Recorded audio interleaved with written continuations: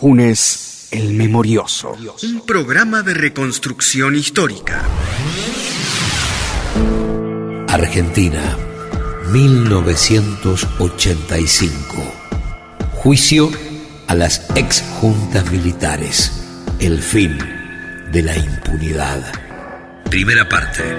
Al principio, cuando una persona era retirada de capucha, eso lo sé por referencias de otros prisioneros, decían que lo pasaban al PEN, a disposición del Poder Ejecutivo Nacional.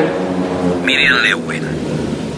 Pero después, a raíz de relatos de los guardias, a raíz de relatos de prisioneros que por error fueron llevados en los traslados y después devueltos, se sabe que a esas personas se les aplicaba un tranquilizante que ellos llamaban pentonaval y que eran cargados en camiones en el sótano, y se rumoreaba, de esto no puedo dar fe, que eran arrojados desde aviones. Declararon 833 personas, 546 hombres y 287 mujeres, 64 militares, 15 periodistas, 14 sacerdotes y 13 ciudadanos extranjeros. Enseguida me dijeron que me desnudara y yo lo hice sin resistencia. Después me llevaron a una sala que ellos llamaban quirófano, que era una sala donde había una mesa de metal y un colchón de goma pluma, húmedo. Ana María Careaga. Ahí me acostaron, me hicieron abrir las piernas y me ataron los tobillos a la mesa y con los brazos hacia atrás también me ataron las muñecas y comenzaron a torturarme con picana eléctrica. En ese momento yo lo único que quería era morirme. Ellos me decían, sin que yo lo hubiera dicho, nosotros sabemos que vos querés morirte, pero vamos a hacer todo lo posible para mantenerte viva. En ese momento yo no tenía hambre, no tenía nada. Lo único que quería era agua porque me daba mucha sed la tortura. Y ellos me ofrecían mate cocido. Me torturaban por todo el cuerpo, especialmente en las mamas, la vagina, el clítoris, el abdomen, los brazos y también en los párpados de los ojos. Y después me empezaron a tirar queroseno y nafta en los oídos, la nariz, la boca. Me pusieron boca abajo y empezaron a torturarme por atrás, en la espalda, en las piernas, en la cola, en los brazos, en la cabeza. Y también me dijeron que yo no me iba a llamar más Ana María Careaga, sino que iba a tener una letra y un número. Y me pusieron K04. Se iban y al rato venían y me preguntaban cómo me llamaba y yo decía mi nombre, entonces me golpeaban y me decían no, K04. Se recibieron 80 testimonios a través de exhortos diplomáticos. Cuando yo pasé, yo dije Ángel Bustelo, el tipo dijo peligroso ideólogo de la subversión, y otro dice a este viejo lo quemamos esta noche. Yo dije la puta. Esa fue la entrada. Pero no solamente eso, entramos y empezaron las patadas y los sopapos. Ángel Bustelo. Uno de este lado y otro de otro. Saltábamos de un lado. A mí me habían dicho, tenés cuidado no caerte, porque si te caes al suelo, ahí te hacen. Entonces yo me agarraba, qué sé yo, la cosa que hacía para no llegar a caerme al suelo. Hasta que finalmente a cada uno lo meten en una celda. No quiero decir meter esa celda. Yo lo único, mire, estaba transpirado, sucio, convertido en la última filtrada. Y yo lo único que decía en esa pieza, una sola palabra, increíble, increíble. Y lo sigo diciendo, increíble que esas cosas hayan sucedido en mi patria. Y no debe suceder más. Los jueces escucharon a víctimas y también a los victimarios. ¿En qué consistían las tareas operativas que usted tenía a su cargo? Accionar las armas contra el enemigo que me determinara la superioridad. ¿Cómo era el procedimiento de elección de los objetivos o de los blancos? Desconozco, no estaba a mi cargo. Jorge Carlos Radiche, teniente de fragata retirado. ¿Usted participaba en operativos de detención de personas? Negativo, yo accionaba las armas, no detenía. ¿Usted accionaba? Las armas, ¿Qué es accionar las armas? apretar el gatillo. ¿Cómo era el procedimiento por el cual usted iba a cumplir estos operativos? Reitero, a mí la superioridad me fijaba un blanco y yo ejecutaba la orden impartida por la superioridad. Ese es el procedimiento. Soy un militar, o fui un militar. Me determinaban un blanco y yo accionaba las armas. ¿Qué es fijar un blanco? Determinarme un blanco, es decir... De un ejemplo práctico y concreto. Es decir, a su frente hay una ventana, bata esa ventana con fuego, tiraba la ventana. ¿Cuál es el ejemplo concreto de blancos en estos operativos de lucha contra la subversión? Ese que di, por ejemplo, una ventana.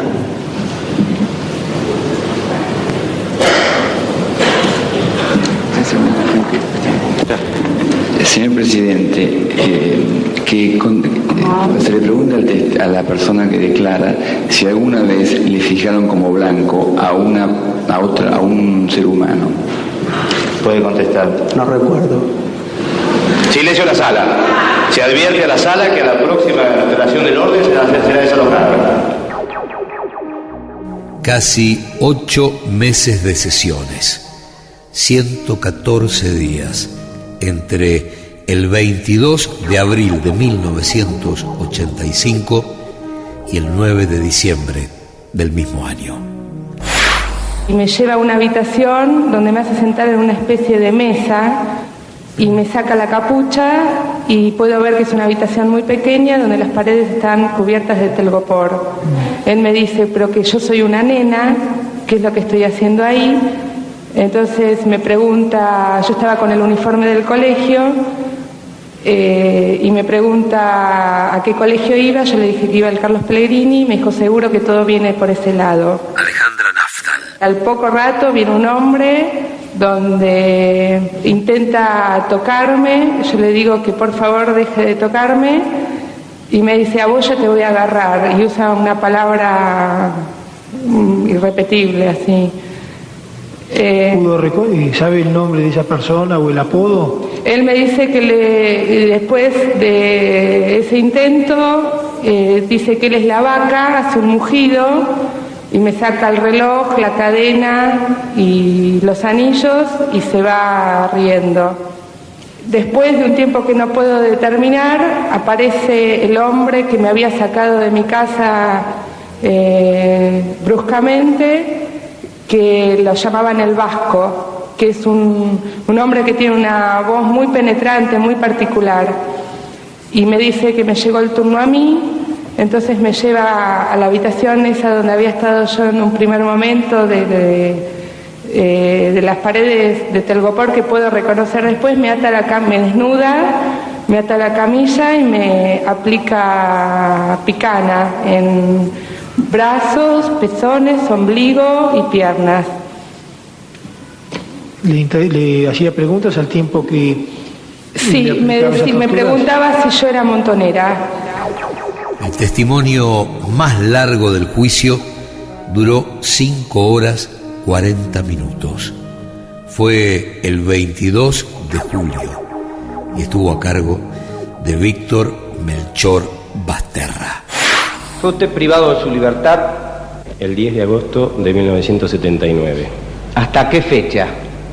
Hasta agosto del 84.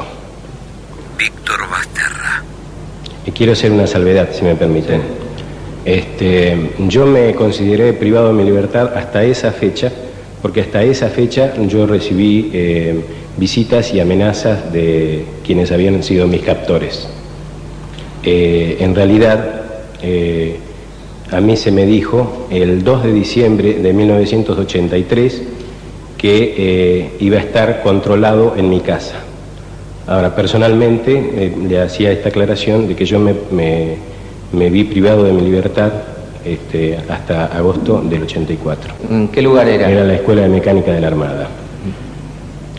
¿En qué condiciones se encuentra usted? ¿Está atado, engrillado? El estado en que uno se encontraba en esos momentos era con una capucha puesta en la cabeza, esposado y con grilletes en las piernas. Eso era permanente. Para sentarse había que llamar al guardia si lo permitía. Yo recuerdo que tenía mucha sed y hacía mucho frío y le pedí al guardia que me trajera agua, por favor, y el guardia dijo, así que vos querés agua, y me tiró un jarro de agua encima de las ropas. O sea, era permanente un trato así denigratorio y violento, ¿no?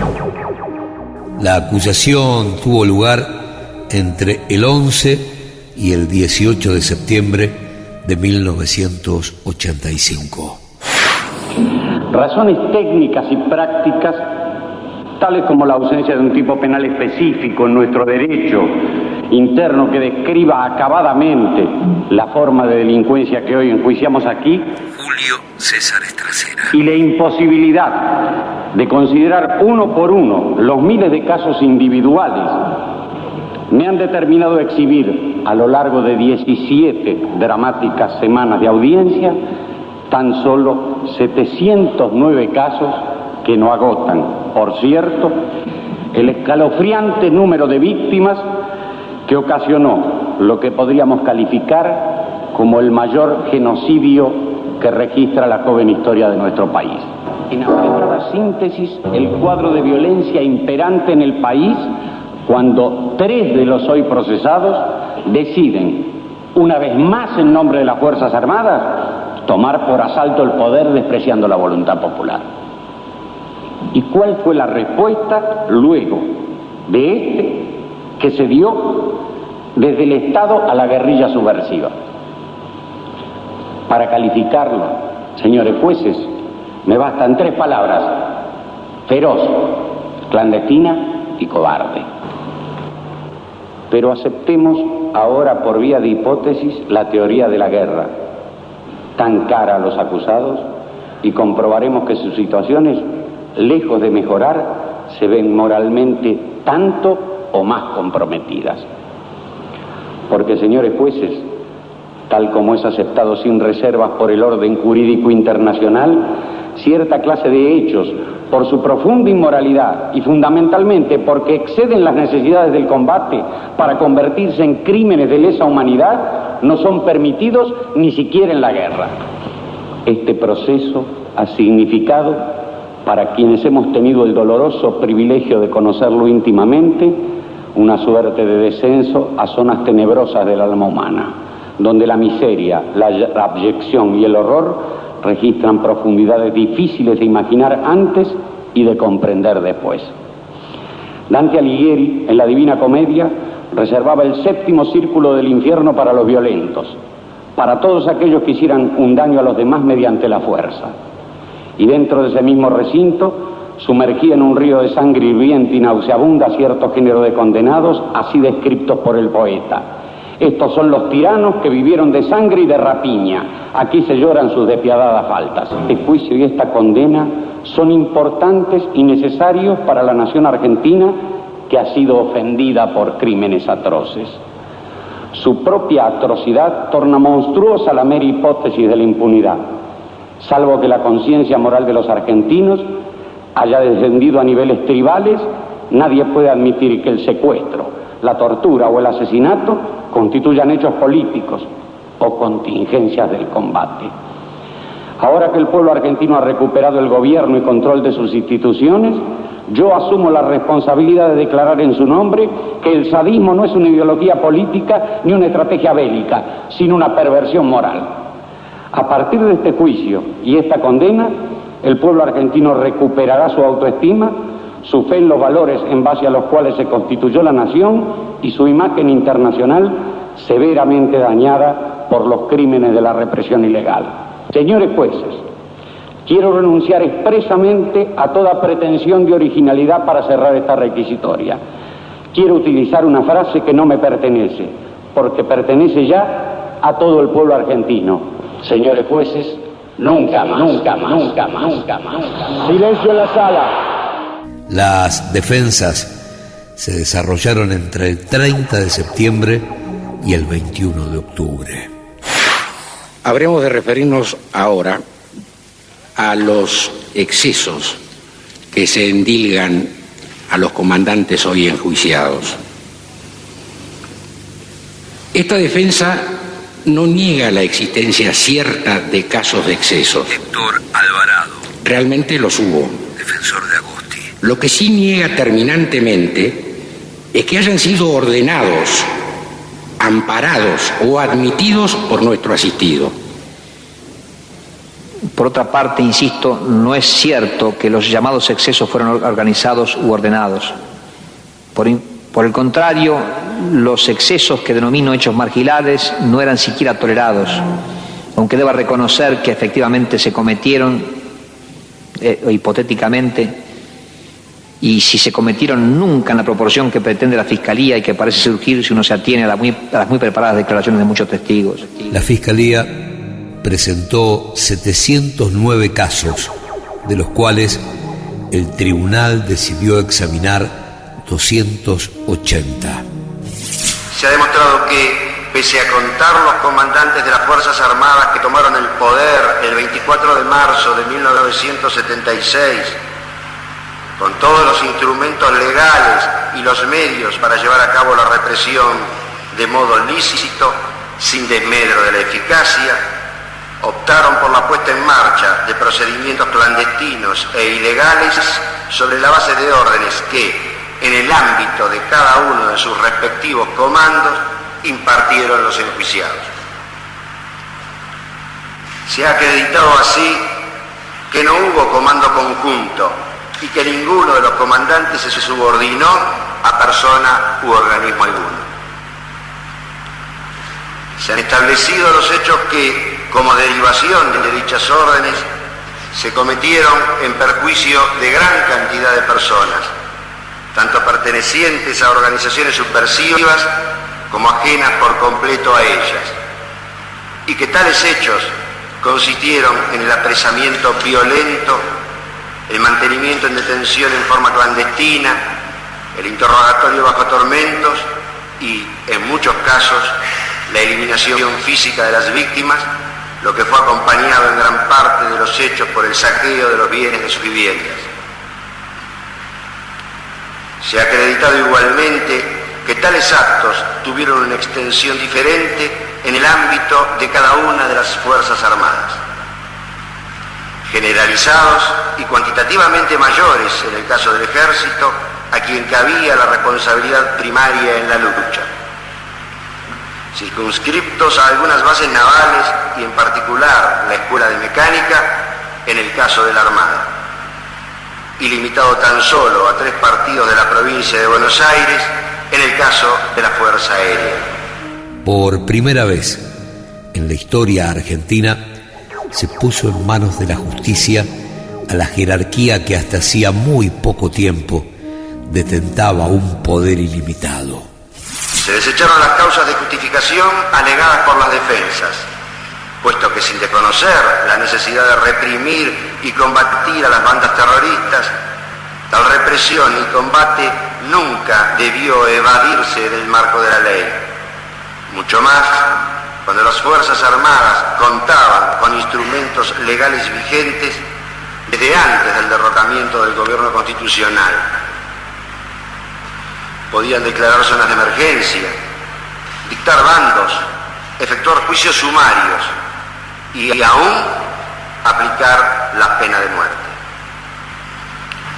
Se ha comprobado por declaraciones de los más altos jefes militares que participaron en las operaciones antisubversivas que las órdenes fueron verbales, que los operativos y las detenciones eran encubiertos, que las demás fuerzas legales no debían interferirlos, que las personas aprehendidas no eran puestas a disposición de la justicia civil ni militar, salvo en contados casos, que no se debía dar información sobre las detenciones, ni siquiera a los jueces, y que los apresados permanecían en lugares de detención ubicados en unidades militares o que dependían de ellas. Los ex generales Jorge Rafael Videla y Emilio Eduardo Macera fueron condenados a reclusión perpetua. Condenando al teniente general Jorge Rafael Videla a la pena de reclusión perpetua, inhabilitación absoluta perpetua, accesorias legales, artículo 12 del Código Penal, accesoria de destitución, artículo 538 del Código de Justicia Militar, y pago de las costas, artículo 29, inciso 3 del Código Penal. Condenando al almirante Emilio Eduardo Macera a la pena de prisión perpetua, inhabilitación absoluta perpetua, accesorias legales, artículo 12 del Código Penal, accesoria de destitución, artículo 538 del Código de Justicia Militar, y pago de las costas, artículo 29, inciso 3 del Código Penal. Condenando al brigadier general Orlando Ramón Agosti a la pena de 4 años y 6 meses de prisión, inhabilitación absoluta perpetua, accesorias legales, artículo 12 del Código Penal, accesoria de destitución, artículo 538 del Código de Justicia Militar, y pago de las costas, artículo 29, inciso 3 del Código Penal. Roberto Eduardo Viola, condenado a 17 años de prisión, 8 años para Armando Lambruschini y 4 para Orlando Ramón Agosti. Condenando al teniente general Roberto Eduardo Viola a la pena de 17 años de prisión, inhabilitación absoluta perpetua, accesorias legales, artículo 12 del Código Penal, accesoria de destitución, artículo 538 del Código de Justicia Militar, y pago de las costas, artículo 29, inciso 3 del Código Penal. Condenando al almirante Armando Lambruschini a la pena de 8 años de prisión, inhabilitación absoluta perpetua, accesorias legales, artículo 12 del Código Penal, accesorias de la destitución, artículo 538 del Código de Justicia Militar, y pago de las costas, artículo 29, inciso 3 del Código Penal. Omar Grafinia, Leopoldo Galtieri, Jorge Isaac Anaya y Basilio Lamidoso no fueron condenados por no haberse podido probar los delitos que se les imputaban. Absolviendo de culpa y cargo al brigadier general Omar Domingo Rubens Grafinia, absolviendo de culpa y cargo al teniente general Leopoldo Fortunato Galtieri, absolviendo de culpa y cargo al almirante Jorge Isaac Anaya, absolviendo de culpa y cargo al brigadier general Basilio Arturo Ignacio Lamidoso, firmado León Carlos Armañán, Andrés D'Alessio, Jorge Edwin Torlasco, Jorge Alejandro Valer Arauz, Guillermo Ledesma, Ricardo Rodolfo Gil Lavera. Se da por terminado el acto. Hay un ser que lo único que hace es recordar.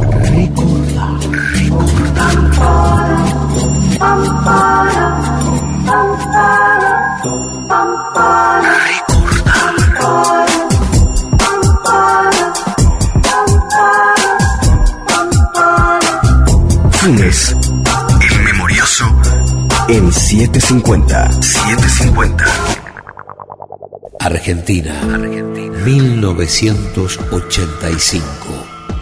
Juicio a las exjuntas militares. El fin de la impunidad. Primera parte. El juicio fue una decisión realmente audaz de parte del presidente Alfonsín, audaz y además ingeniosa la manera en que lo abordó. León Carlos Arslanian. Y sorprendió mucho, y en realidad nadie, en la manera en que fue esto diseñado, puesto en funcionamiento, etcétera, nadie tomó debida nota de cuáles habrían de ser sus alcances. Yo creo que hay muchos sectores, por cierto, de la derecha radical y militares desde ya, creían que esto iba a tener un valor puramente simbólico, que habría, como al principio se le confería competencia al Consejo Supremo de las Fuerzas Armadas, y a primera vista sería quien debía llevar a cabo la investigación. Entonces, todo esto, en fin, no levantó demasiada polvareda a juzgar. En definitiva, se iban a juzgar entre ellos, etcétera, etcétera. Pero cuando esto mostró que no podía de ninguna manera ser así, porque el Consejo Supremo jamás habría de juzgar ni inculpar a sus pares por hechos de esta naturaleza, y ahí empezaron los cuestionamientos y las inquietudes porque esto no se fuese de madre. ¿En qué sentido? En el sentido de que nosotros tomásemos el caso y terminásemos condenando como condenamos. Y ahí hubo, por supuesto, cuestionamientos de distintos ámbitos, ¿no? ¿Conoció el miedo usted? Sí, inquietud, incertidumbre, la palabra es incertidumbre, cuando uno no sabe, está pisando un terreno y no sabe qué grado de firmeza tiene, y si no le va a aparecer una ciénaga por delante, esa incertidumbre de saber si va a poder llevar a buen puerto una empresa de esta magnitud, y después los imponderables que hay alrededor de todas estas cuestiones. No sabíamos cómo iba a reaccionar la sociedad, si teníamos una democracia que era consistente y iba a poder soportar la reacción de las Fuerzas Armadas, el rechazo que había en los juicios. No sabíamos si en la comunidad, los sectores de poder, por así decirlo, de la comunidad, iban a acompañar o iban de alguna manera, en fin, a jugarnos una mala pasada. Todo eso vivíamos, todo eso. Estábamos muy solos, en realidad era una situación al comienzo. Después, por fortuna, y gracias a que nosotros tomamos la decisión de que esto fuese oral y público, es que ganamos la partida. Si nosotros hubiéramos hecho esto a puertas cerradas, yo creo que nos hubiéramos puesto el juicio de sombrero. Argentina, 1985. En los testigos, lo que había era, por supuesto, una gran vocación de participar, de cooperar, de ponerse en riesgo, de asumir todos los riesgos que significaba testificar en contra de todos los sujetos que estábamos juzgando, y hasta advertíamos ciertamente una depositación de confianza en nosotros, en los jueces. Respecto de los acusados, por cierto, lo que veíamos era una actitud de profundo menosprecio, indiferencia y fortalecimiento en sus convicciones de que habían llevado adelante una gesta heroica. Juicio a las exjuntas militares. Al principio lo que había era escepticismo en la opinión pública, molestia porque se quisiera revolver el pasado. ¿Para qué? Miremos hacia adelante, dejemos el pasado atrás. En fin, hubieran respetado la ley de amnistía o de autoamnistía que dictaron los militares. ¿Para qué? Bueno, etcétera, etcétera. Después, bueno, cierto grado de indiferencia, y después, por eso yo mucho hincapié en el impacto y en el carácter pedagógico que tuvo la publicidad del juicio, la oralidad del juicio, que fuera público, que ahí esto nos debemos en alguna medida el mérito, los que fuimos los jueces, de que tuviera esas características, que fuera público, que tuviera acceso. Había más de 500 periodistas extranjeros acreditados para el juicio. Bueno, que se filmara y que la gente pudiera asistir a todas y cada una de las audiencias, hacerla llena como fue. Esto fue lo que permitió lo que hizo que la opinión pública virase, cambiase, cuando empezaron a ventilarse los hechos y se vio la magnitud de que tenían, el grado de extensión, ya el informe de la CONADEP fue un avance muy importante porque fue un acopio de evidencia fortísima y su difusión creo que era como un corrimiento del velo. Eso y el juicio fue una puesta en escena de un pasado terrible, y creo que todo eso fue permeando a la sociedad, y efectivamente cuando termina el juicio con la condena tuvo un elevadísimo grado de adhesión, pero insisto que tuvo que ver con la potencia de los hechos puestos en escena, ¿no? El fin de la impunidad. Primera parte. Lo vivo con el grado de importancia histórica que ha ido cobrando el tema, y mucho más cuando uno compara otras experiencias, qué cosas pasaron en otros lugares donde hubo violaciones crasas a derechos humanos. Hay países que transitan todavía con una gran timidez y con severas dificultades la etapa de la justicia transicional en los juicios por la verdad, otros que tardaron muchísimos años en empezar a investigar como Chile, otros que no pueden hacerlo como Uruguay, y muchos otros que prefirieron el olvido. Y cuando uno ve todo esto, efectivamente lo que está haciendo Argentina, lo que hizo entonces y lo que sigue haciendo después de la nulidad de la derogación de las leyes de punto final y obediencia debida, y el impulso dado por el gobierno de Néstor Kirchner y la continuidad con Cristina, creo que marca una gran dimensión sobre la materia, ¿no? Y aquel juicio fue la punta inicial. Creo que tiene un gran valor histórico. 5 días después de haber asumido como presidente, Alfonsín sancionó el decreto 158, por el cual ordenaba procesar a las 3 juntas militares que dirigieron el país desde el golpe militar del 24 de marzo del 76 hasta la Guerra de Malvinas. Es al mismo tiempo inadmisible, sin embargo, Raúl Alfonsín, que delitos que han afectado seriamente los derechos e intereses de personas ajenas al ámbito militar sean juzgados en última instancia por tribunales administrativos integrados con los pares de los imputados, que no son jueces constitucionales. Ello constituye tanto un privilegio arbitrario como una privación de la garantía del debido proceso penal. En razón de lo dicho, la jurisdicción militar, impuesta para el pasado por el principio del juez natural, solo es aceptable si se prevé al mismo tiempo un recurso de apelación amplio que pueden interponer tanto el procesado como la parte acusadora.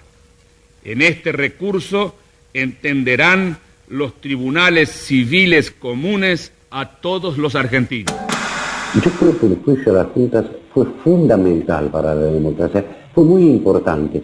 Primero hay que destacar algo, nosotros lo pudimos haber hecho mejor o peor. Julio César Estracera. Pero hay una decisión política única en el mundo.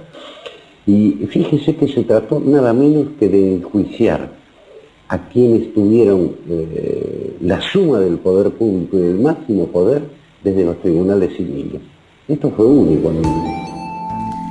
Alfonsín se basó en que entre los años 76 y 79 miles de personas fueron privadas ilegalmente de su libertad, torturadas y muertas, como resultado de la aplicación de esos procedimientos de lucha inspirados en la totalitaria doctrina de la seguridad nacional. Deberá darse intervención al particular damnificado, sin perjuicio de su derecho irrestricto a denunciar y a aportar elementos probatorios en la etapa procesal anterior. Hemos dicho reiteradamente que es necesario distinguir entre tres situaciones que se dieron en el contexto de la metodología empleada para reprimir el terrorismo. 1. La situación de quienes planearon y supervisaron esa metodología, dando las órdenes necesarias para ponerla en práctica y omitiendo prevenir sus consecuencias. 2.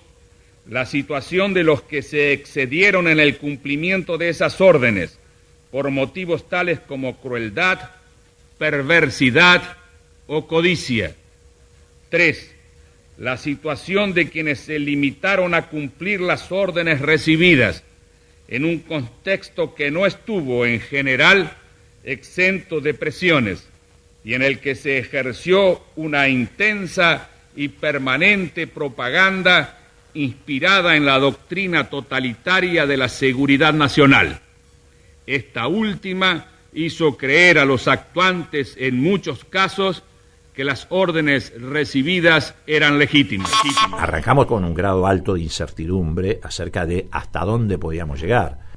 Nosotros protagonizamos la única transición no pactada en América Latina de retorno a la democracia. Leopoldo Moro. Tal vez por eso tuvimos tantas dificultades. Pero nosotros embestimos con el juicio a la Junta, la modificación del Código de Justicia Militar, la creación de la CONADEP,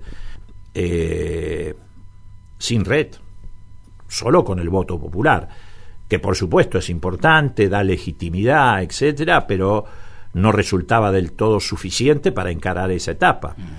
En otros países de América Latina esto fue imposible. Hasta el día de hoy hay países que ni siquiera han intentado revisar lo que fue la violación de los derechos humanos. Y además lo hicimos en un contexto muy complicado, porque cuando nosotros hacíamos todo eso en Argentina, teníamos del otro lado de la cordillera a Pinochet en el gobierno, teníamos a Stroessner en Paraguay, teníamos dictadura militar en Uruguay, dictadura militar en Brasil y dictadura militar en Bolivia. No existía ni el Mercosur, ni el UNASUR, ni nada que se le parezca. Éramos nosotros solitos acá, embistiendo contra una corporación militar que además tenían los fierros en la mano. Porque nosotros teníamos que ir a buscar a los que teníamos que juzgar adentro de los cuarteles donde ellos todavía ejercitaban autoridad, o a las fuerzas de seguridad, policía, etcétera, etcétera, cuando todavía estaban al frente de las unidades de batalla o de la... así que fue una tarea gigantesca, llena de riesgos y con una cuota de incertidumbre, porque todos los días nos enfrentábamos al interrogante de no saber qué nos iba a pasar. El gobierno agregaba en sus fundamentos que sin respeto por forma legal alguna se privó de su libertad a personas que resultaron sospechosas y sobre la base de esa mera sospecha fueron conducidos a lugares secretos de detención sin conocerse con certeza su paradero ulterior. Cunde en la opinión pública la seria presunción de que muchos de ellos fueron privados de la vida sin forma alguna de juicio y además de que durante el tiempo de esa detención muchos o casi todos los detenidos fueron víctimas de salvajes tormentos. Debe caer el peso ejemplificador de la ley sobre quienes están incluidos en las dos primeras categorías, es decir, quienes pusieron en marcha esta maquinaria de muerte y quienes se aprovecharon de ella para torturar o para satisfacer fines personales. En cambio, es necesario contemplar con otro criterio a quienes, habiendo cumplido órdenes recibidas en un clima de error y de coerción, debe ofrecérsele la oportunidad de servir en el futuro a la democracia constitucional. Las normas jurídicas en vigencia sobre la obediencia debida son en general suficientes para instrumentar esta necesaria distinción, con solo algunas modificaciones en materia probatoria que contemple una situación extremadamente anómala como el contexto en que estas órdenes fueron dadas y recibidas. Alfonsín, al poco de asumir, por ejemplo, visitó la guarnición militar de Córdoba y adentro de la guarnición, en uno de los caminos interiores, pasó el auto y explotó una bomba a los 5 minutos. Bueno, llamaban a los colegios, amenazaban bombas y además una presión mediática enorme de los que nos planteaban que no había que revolver el pasado, que había que reconciliar a los argentinos, y nosotros teníamos muy en claro que para estabilizar la democracia, si no lo hacíamos apoyándonos en la memoria, la verdad y la justicia, era imposible. Si nosotros claudicábamos en ese sentido, hoy no estaríamos viviendo democracia en la Argentina. Por eso nos opusimos fuertemente en la campaña electoral a la propuesta del peronismo encarnado por Luder, que sostenía la vigencia de la ley de autoamnistía que se habían dictado los militares. Eso fue otro factor, me parece a mí, decisivo en el resultado electoral. 15 de diciembre de 1983. Alfonsín creó la Comisión Nacional sobre la Desaparición de Personas, integrada por personalidades que el alfonsinismo mostraba como independientes. El fin, relevar, documentar y registrar casos y pruebas de violaciones de derechos humanos y fundar así el juicio a las ex juntas militares. Todo esto requiere modificaciones al Código de Justicia Militar a través de un proyecto que se envía al Congreso, de modo de derogar la competencia de los tribunales militares para delitos comunes cometidos en el futuro por personal de las Fuerzas Armadas y de Seguridad, establecer un recurso de apelación amplio ante los tribunales civiles de las sentencias recaídas en los procesos militares e incluir normas interpretativas y probatorias de la obediencia debida. El recurso de apelación amplio recién mencionado también permitirá la revisión, previniéndose para ello plazos adecuados de las condenas de civiles por tribunales militares. Pero además de este recurso, se prevé también, mediante un proyecto separado, la extensión para tales casos del recurso de habeas corpus, lo que hará posible materializar la posición de la Corte Suprema sobre la insubsistencia de tales condenas una vez pasada la situación de excepción. Tuvimos un debate muy intenso. Todo esto que estamos diciendo ocurrió muy pocos días, desde el 10 de diciembre en adelante. En 10 días se dictó los procesamientos a la Junta, se creó la CONADEP, se reformó el Código de Justicia Militar, se derogó la ley de autoamnistía. Fue todo una película muy rápida, ¿no? Después las consecuencias posteriores siguieron, y nosotros tuvimos un debate muy fuerte dentro del bloque de diputados entre los que sostenían que había que crear una comisión investigadora del Parlamento para investigar los hechos de violación de los derechos humanos, y quienes sosteníamos que había que crear una comisión independiente, como fue finalmente la CONADEP. Los que sostenían lo de la comisión investigadora decían que era el Parlamento, en ejercicio de la soberanía popular, el que tenía que hacer la investigación.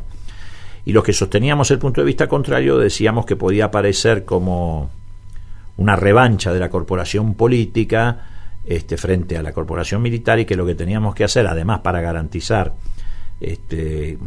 credibilidad en la investigación, era crear una comisión independiente con representación parlamentaria, pero independiente. Y ahí sale el proyecto de creación de la CONADEP, que tuvo representación parlamentaria, pero solamente del radicalismo. Los otros partidos se negaron a integrarla, salvo un diputado demócrata cristiano que tenía un hijo desaparecido, que ahora no recuerdo. Augusto Conte, McDonald, exactamente. Pero bueno, esto no significaba, tanto los que sostenían una posición como la otra estaban contestes en que había que llevar adelante un proceso de investigación de la violación de los derechos humanos. Luego de la sanción del decreto 158, la primera de las 4 ex juntas militares, Videla, Macera y Agosti, comenzó a ser enjuiciada por el Consejo Supremo de las Fuerzas Armadas. 28 de diciembre de 1983. ¿Por qué juzgadas por el Consejo Supremo? Porque en ese momento las leyes vigentes establecían que los militares solo podían ser enjuiciados por tribunales militares, sin importar el delito cometido. El Consejo dictó prisión preventiva a Videla y Macera y dejó en libertad a Agosti. Los atropellos contra la dignidad humana que se cometieron para combatir el terrorismo como respuesta a iguales atropellos de este, se llevaron a cabo al margen de las leyes de facto dictadas por el propio régimen militar para prevenir esos hechos. Sin embargo, esas leyes de facto eran de por sí instrumentos represivos que no reconocían límites impuestos por elementales principios del derecho penal liberal. Sus penas, sobre todo la de muerte, eran draconianas, sus tipos penales imprecisos y abiertos, sus procedimientos violatorios de elementales garantías. Los mismos tribunales que me podían haber juzgado a mí, a usted, a quien fuere, Julio César Estracera. juzgaron a esta gente que detentó, y digo detentó en el verdadero sentido de la palabra, que es tener sin derecho, que detentó el máximo poder en el país. Creo que fue realmente importante. Es decir, fue el inicio de un proceso democrático. El 13 de febrero de 1984, el Congreso sancionó la Ley 23.049 de reforma del Código de Justicia Militar, estableciendo que la justicia castrense solo atendería delitos de tipo militar, Abandono de guardia, deserción, insubordinación. Cualquier otro delito cometido por un militar debía ser atendido por la justicia civil.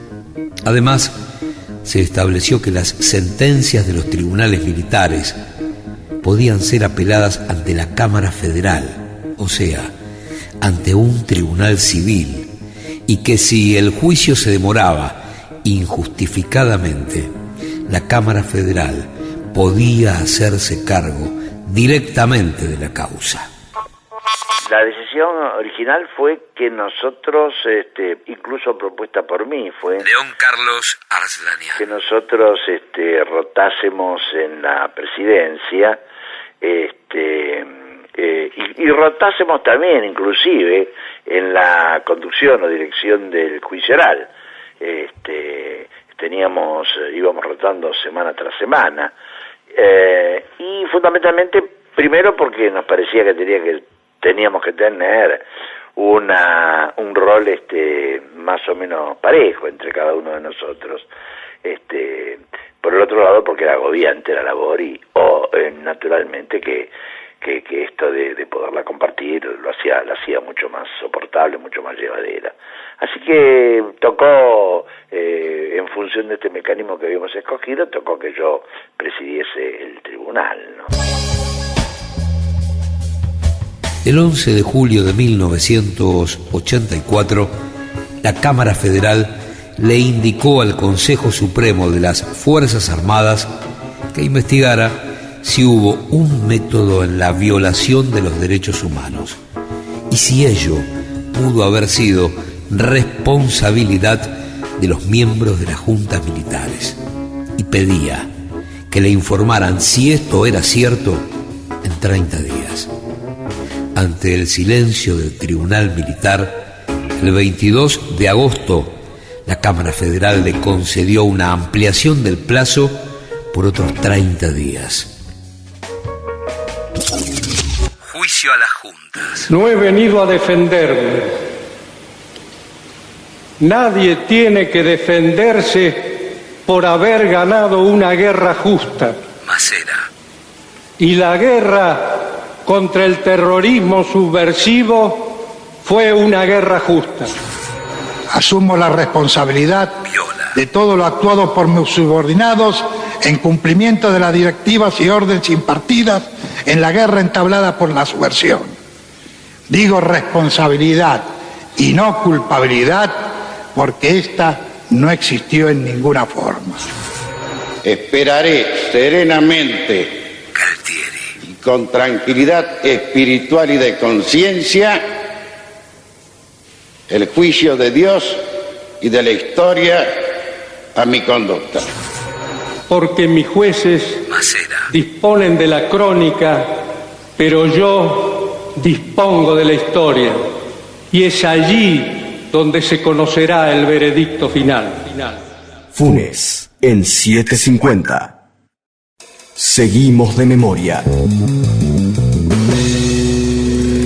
Recordar. Funes el Memorioso en 750. Argentina, 1985. Juicio a las exjuntas militares. El fin de la impunidad. Primera parte. El 25 de septiembre, el Consejo Supremo de las Fuerzas Armadas comunicó a través de una resolución que se hace constar que, según resulta de los estudios realizados, los decretos, directivas, órdenes de operaciones que concretaron el accionar militar contra la subversión terrorista son, en cuanto a contenido y forma, inobjetables. Ante la evidencia de la demora injustificada de la justicia militar para enjuiciar a las juntas, el 4 de octubre del 84, la Cámara Federal tomó la decisión de desplazar al tribunal militar que estaba enjuiciando a las juntas para hacerse cargo directamente de la causa. Se han producido algunos episodios bochornosos en la Argentina. Antes de ahora, habíamos dicho que debíamos prepararnos para pasar unos meses duros, tanto en el campo político como en el social y el económico. Raúl Alfonsín. Pero así como nos preparamos nosotros, también se prepararon los enemigos de la democracia. 21 de abril de 1985. Los enemigos de la democracia siempre han conspirado contra la realización del país. Pero afirmo sin dudar que jamás se habría atentado tanto contra la nación argentina como en esta hora si el orden institucional fuera quebrantado. En nombre de una responsabilidad insoslayable que hemos asumido con humildad, pero con firmeza inalterable, denuncio al pueblo argentino la actividad disolvente de quienes pronostican el caos y la anarquía, presagian estallidos sociales, auguran aislamientos internacionales y en definitiva se convierten en pregoneros de la disgregación nacional. Es una evidencia que está ante los ojos de todos. Los más insensatos se han atrevido a tantear a oficiales superiores de las Fuerzas Armadas con diversas propuestas que van desde presuntos gabinetes de coalición hasta la posibilidad del golpe de Estado. Esta actividad no puede ser atribuida al resentimiento o a la perversidad exclusivamente. Debe haber además extravío mental. Me apresuro a aclarar que el quebrantamiento del orden institucional es absolutamente improbable y que la situación está controlada por el gobierno constitucional. Juicio a la Junta. Se ha demostrado que, pese a contar los comandantes de las Fuerzas Armadas que tomaron el poder el 24 de marzo de 1976, León Carlos Arslanian, con todos los instrumentos legales y los medios para llevar a cabo la represión de modo lícito, sin desmedro de la eficacia, optaron por la puesta en marcha de procedimientos clandestinos e ilegales sobre la base de órdenes que, en el ámbito de cada uno de sus respectivos comandos, impartieron los enjuiciados. Ya te contamos cómo llegamos al juicio. Un camino muy difícil, repleto de obstáculos. En la segunda parte del fin de la impunidad nos vamos a meter en el juicio a las ex juntas militares. Funes en 750. Guión y relatos Gustavo Campana. Edición y postproducción Gustavo Eymon.